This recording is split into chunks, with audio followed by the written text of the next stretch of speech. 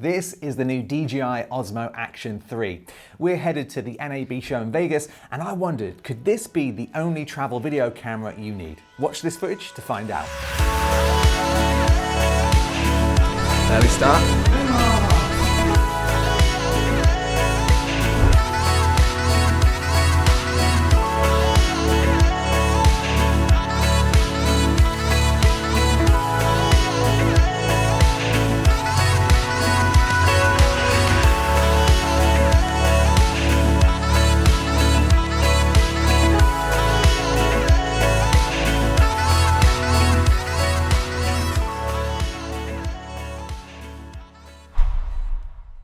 So we're back, and after reviewing the footage, using this for a solid week, what do we think?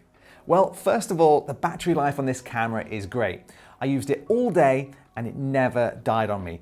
It's seriously good for a camera of this size. And in addition to that, you get this cool battery pack case which can hold and charge up to 3 batteries. They can be charged all at once, and they can also be used backwards as a power bank to charge your phone or other devices as well. The image quality on this camera is fantastic when you have good lighting.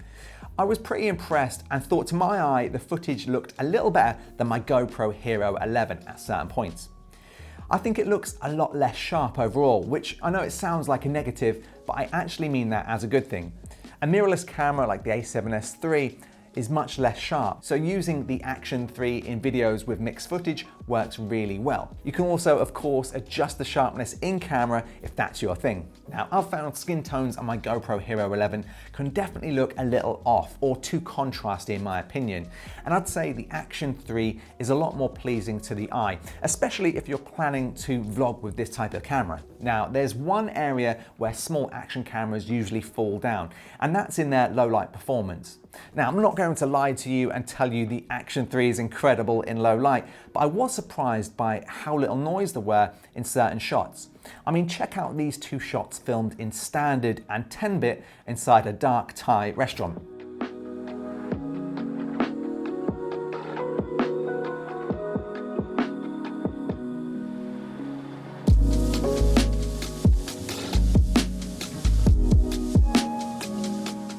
As the Action 3 can also film in 10-bit D-Cinelike, you can also push and recover the footage, something you couldn't really do with older cameras.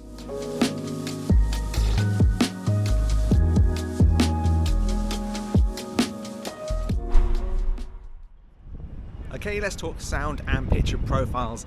This is the standard picture profile on the OSMO Action 3. We've got the 10-bit turned off, and these are the internal microphones. I've actually been super impressed with the audio coming out of this camera. It's a very windy day today, so how's it holding up? I'm going to continue talking and using this setup as we put on the D-Cinelike. So you can see the colors now around me are just in standard. I actually like using this. You don't really need to color grade it when you do it like this.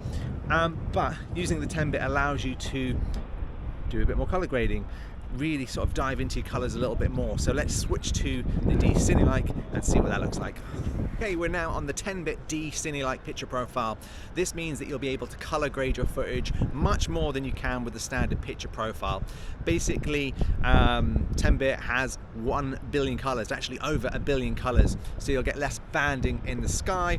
The color reproduction will be a lot greater, and it means you can color grade without losing the detail, like you may do a little bit with 8-bit footage. But what do you think? Let me know what you think of the audio quality coming out of this camera and the difference between the 8-bit and the 10-bit footage.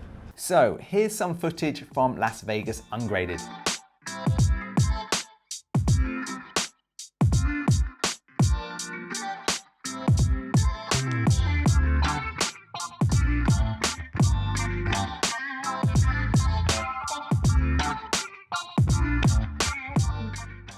And here's a color grade Lewis has added onto the footage.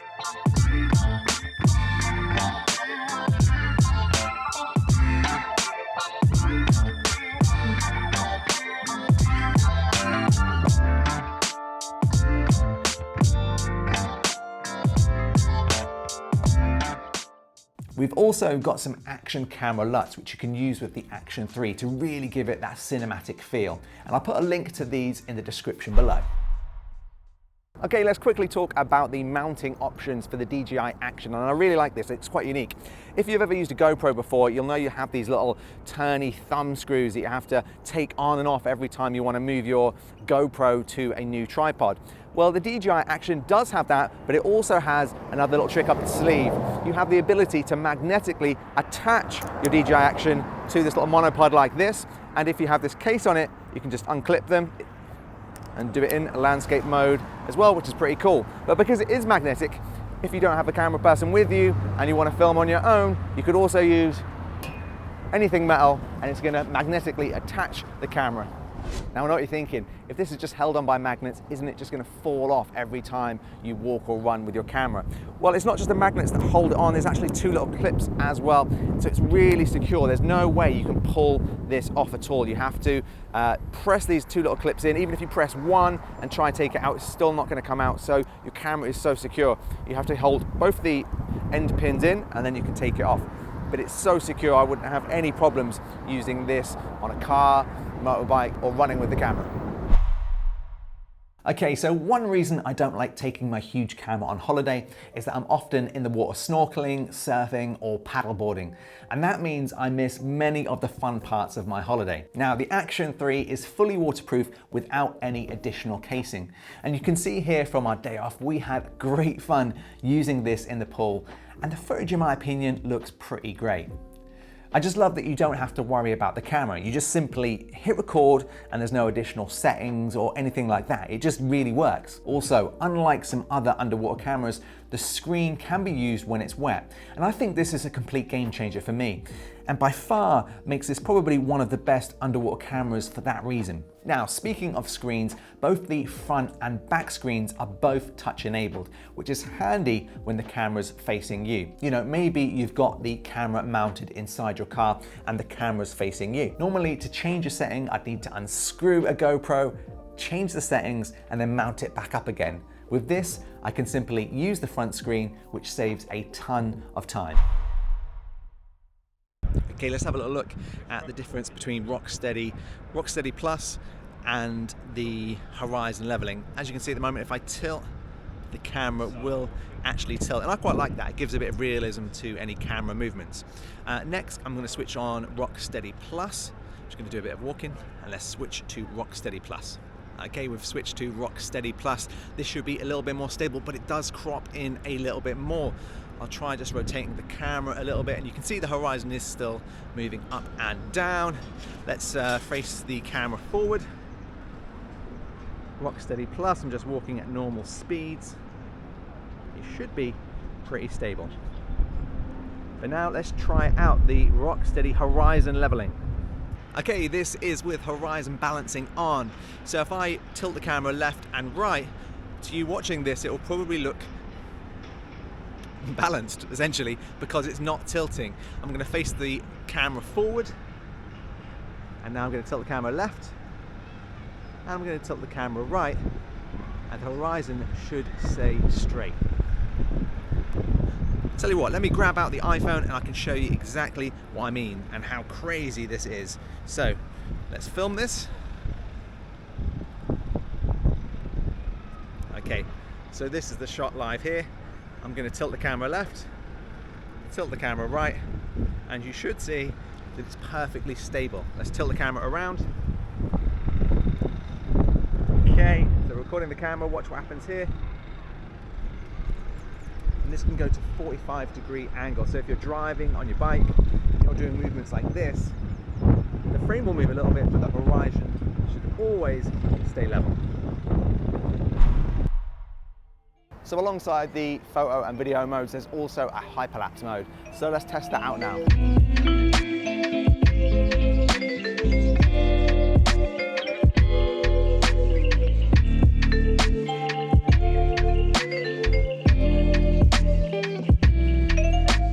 You can also film some great static time lapses with a single click as well.